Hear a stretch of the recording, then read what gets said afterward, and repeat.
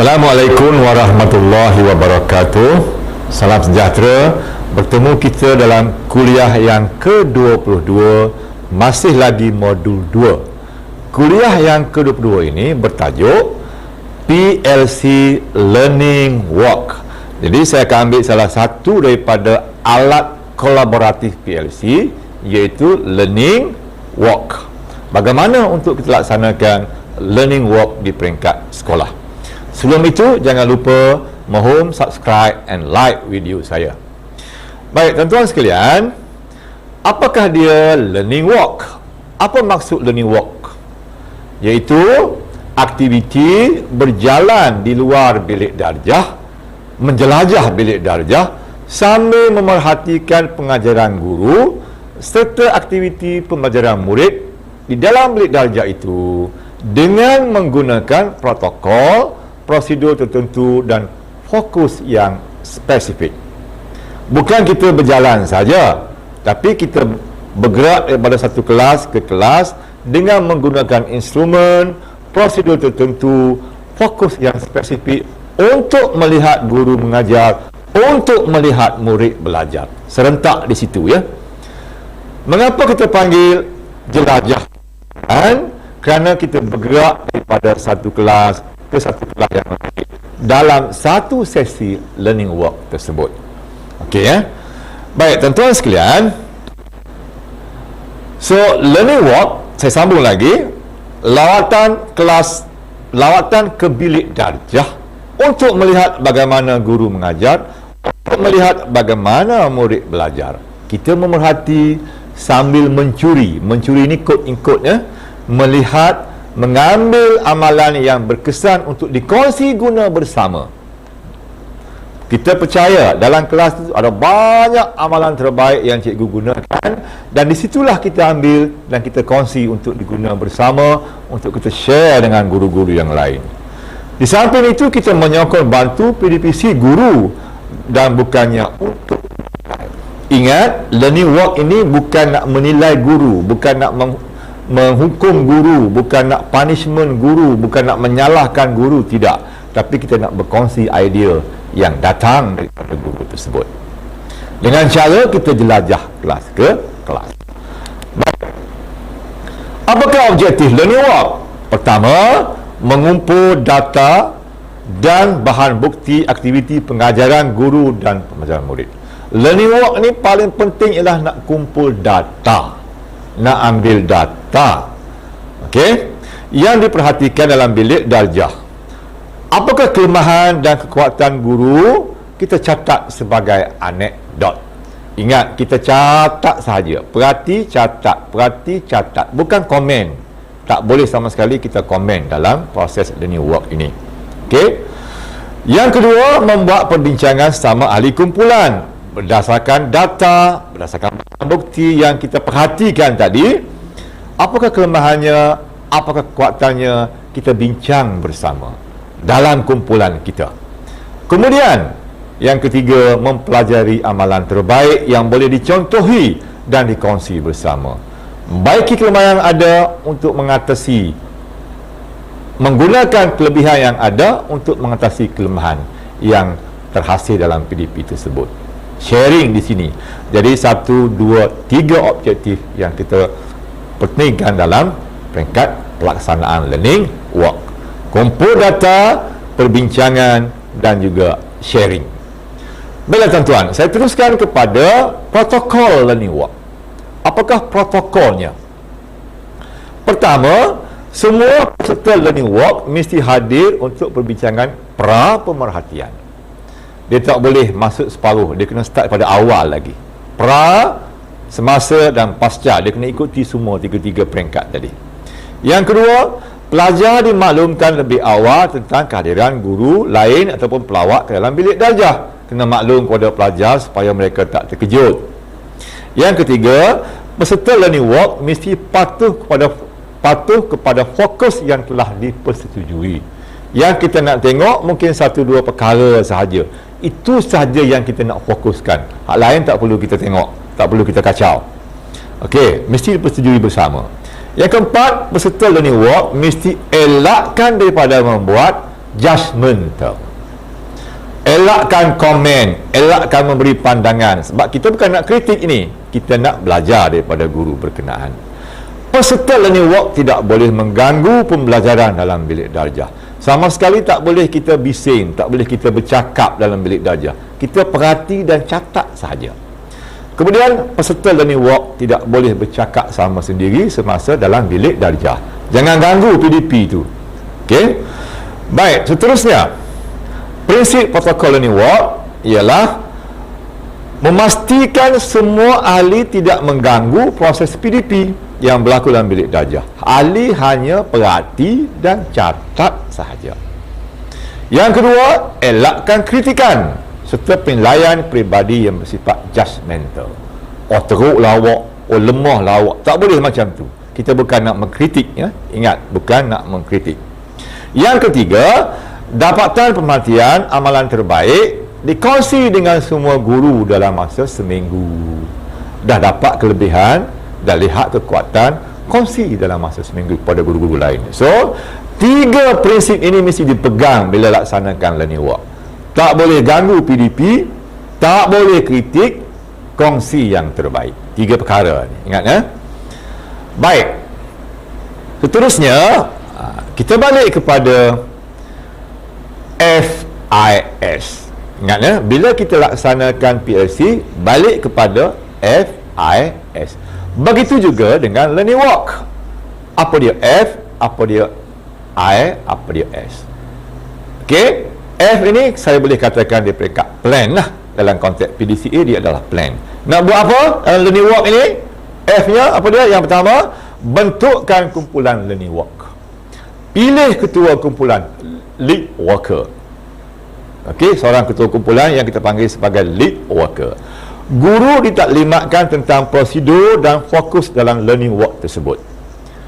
Pilih kelas yang akan dilawati. Mungkin 3 atau 4 kelas saja bagi satu learning walk. Jangan lama, jangan banyak kelas sangat, ya? Mungkin 3 ke 4 kelas saja. Tetapkan tarikh dan waktu untuk learning walk yang melibatkan semua ahli kumpulan. Melawat kelas dan membuat pemerhatian. Perbincangan tentang hasil pemerhatian dan membuat catatan. Catat, ya. Pilih instrumen yang sesuai, instrumen dan rubrik yang sesuai. Lazimnya kita gunakan SKPM B2 Standard 4. Okey, ini peringkat awalnya. Kita fokus di sini. Lepas fokus, kita pergi kepada improve. Kalau PDCA ini do, peringkat do. Okey. Improve-nya ialah lawatan ke kelas dan membuat perhatian berfokus kepada aspek yang telah dipersetujui bersama tadi. Ingat ya, jangan banyak sangat elemen yang nak ditengok, mungkin 1-2 elemen saja. Buat catatan anekdot untuk kumpul maklumat dan data. Jangan ganggu pembelajaran. Perjalanan PDP jangan ganggu. Okey? Ambil masa antara 10 hingga 15 minit untuk setiap kelas. Jadi kita berada di kelas tak lama, 10 hingga 15 minit sahaja. Okey? Kemudian baru bergerak ke kelas yang lain. Itu caranya. Okey. Peringkat improve lagi, kita pergi kepada check pula. Kalau PDCA-nya check, improve-nya nak buat apa? Selepas kita melawat kelas, iaitu kita buat refleksi. Menganalisis data dan dapatan daripada apa yang diperhatikan. Lazimnya kita buat mungkin di koridor. Habis satu kelas, kita discuss di koridor discussion, masuk ke kelas yang lain, habis tu kita bergerak pula sebagai koridor discussion dan masuk kelas yang lain. Itu caranya.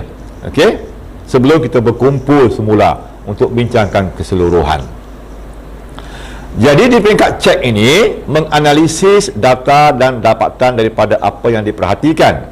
Kemudian gunakan instrumen dan rubrik yang dipersetujui bersama tadi, misalnya SKPM B2 Standard 4. Sesi refleksi dan soal jawab antara ahli, juga menilai kelemahan dan kekuatan untuk dikongsi bersama. Ini kita panggil sebagai cek. Masih lagi di peringkat improve.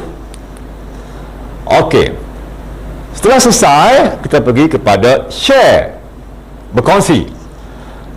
Okey, di peringkat action, susulan dan penambahbaikan. Kelemahan yang dikenal pasti ditambah baik. Jangan kongsi kelemahan itu. Kelemahan yang dikenal pasti ditambah baik. Tapi yang dikongsinya ialah kelebihan. Kelebihan yang dijumpai dikongsi bersama sebagai amalan terbaik. Sebarluaskanlah kelebihan tadi, amalan terbaik tadi melalui blog, portal, media sosial lain seperti WhatsApp, Telegram, Google Classroom dan sebagainya untuk dikongsi guna bersama oleh guru-guru yang lain. So, fokus, improve dan juga share. Ini terkandung dalam prinsip PLC, juga terkandung dalam prinsip learning walk. Baiklah tuan-tuan, apakah proses learning walk yang nak dijalankan? Pertama, perbincangan pre-walk. Kita bincang dulu sebelum masuk kelas, 10 minit antara ahli. Mungkin 3-4 orang kita bincang bersama. Baik, kita masuk ke kelas A katakan. Lawatan ke kelas A selama 10 hingga 15 minit. Kita catat sahaja apa yang nak kita perhatikan. Tentukan dulu apa yang nak kita perhatikan. Mungkin kita nak perhatikan aktiviti murid sahaja, maka kita perhatikan sahaja aktiviti murid yang berlaku dalam tempoh 10 hingga 15 minit. Kemudian kita keluar di koridor, kita bincangkan apa yang kita perhatikan tadi sebanyak lebih kurang 10 minit. Itu kita panggil sebagai post walk, koridor discussion. Kemudian masuk kelas lain pula, tengok perkara yang sama tapi kelas lain, gurunya lain. Berapa lama? 10 hingga 15 minit. Catat. Lepas catat, keluar. Dah siap, keluar, duduk di koridor discussion, bincang balik apakah kekuatan tadi, apakah kelemahan dia, post walk.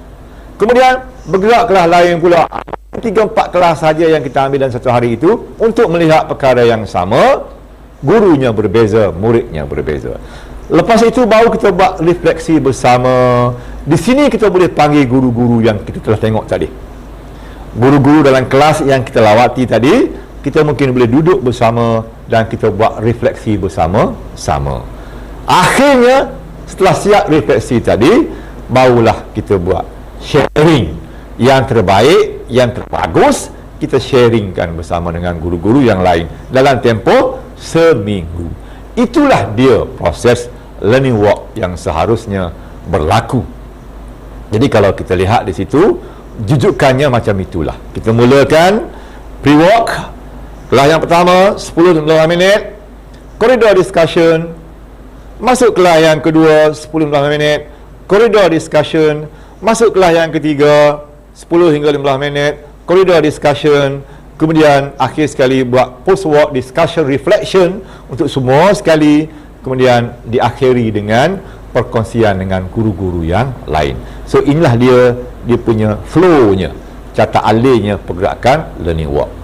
Jadi kalau ini boleh dibudayakan di setiap sekolah, insya-Allah kualiti PDPC guru akan meningkat. Baiklah, saya sambungkan lagi kepada peranan ahli kumpulan. Peranan ahli kumpulan learning walk tadi. Apakah peranan lead worker, ketua? Apakah peranan working team, ahli kumpulan?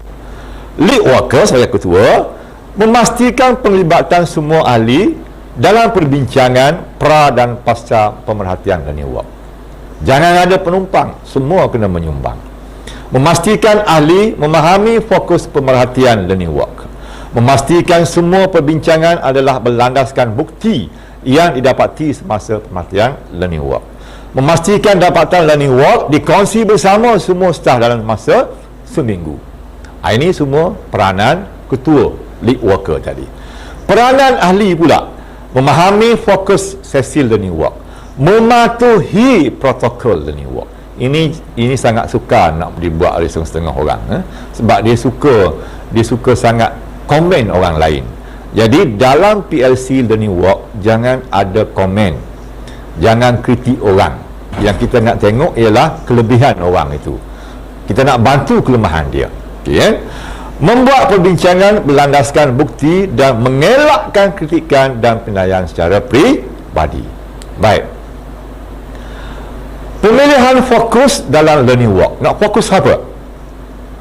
Fokus mestilah boleh diperhatikan dalam bilik darjah berdasarkan kepada elemen dalam proses PDPC.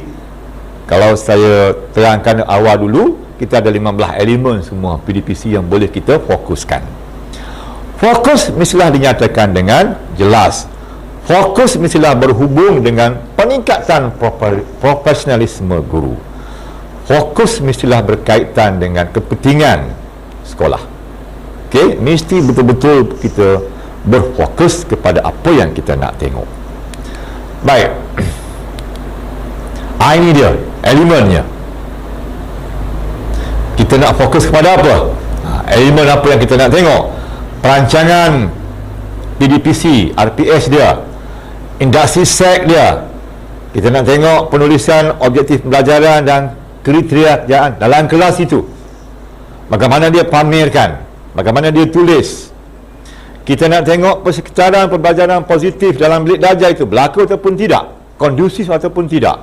Kita nak tengok guru itu kawal kelas, mengawal proses PDPC-nya. Kita nak tengok dia menyampaikan, deliver ilmu dia dalam 3-part lesson. Kita nak tengok guru itu sebagai pembimbing. Kita nak tengok guru sebagai pendorong. Kita nak tengok dia menggunakan sumber pendidikan. Kita nak tengok elemen merentas kurikulum. 9 elemen di sini. Sambung lagi. Yang ke-10, kita nak tengok apa lagi? Kemahiran komunikasi dalam kelas yang digunakan oleh guru itu, berkesan ataupun tidak komunikasinya. Kita nak tengok aplikasi pelajaran terbeza. Kita nak tengok teknik penyoalan, aplikasi kebat. Kita nak tengok aktiviti part 21. Kita nak tengok aplikasi digital tool. Kita nak tengok murid sebagai pembelajar aktif, soft skill dan nilai murni. Kita nak tengok PBB yang dilaksanakan. Jadi ada 16 elemen yang boleh kita tengok dalam proses learning walk.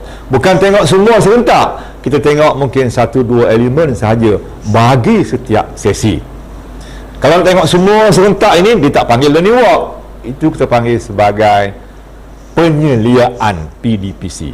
Kita duduk dalam sejam dua dalam kelas keseluruhan, kita tengok pada A hingga Z. Itu bukan learning walk. Itu adalah proses penyeliaan klinikal terhadap PDPC. Learning walk kita hanya tengok 1-2 elemen sahaja dalam tempoh 10 hingga 15 minit sebelum kita bergerak ke kelas yang lain. Okey? Jadi saya rasa cukuplah setakat itu taklimat saya, kuliah saya yang kali ini. InsyaAllah kita akan jumpa lagi dengan PLC yang lain. Sekian, wabillahi taufiq wal hidayah. Wassalamualaikum warahmatullahi wabarakatuh.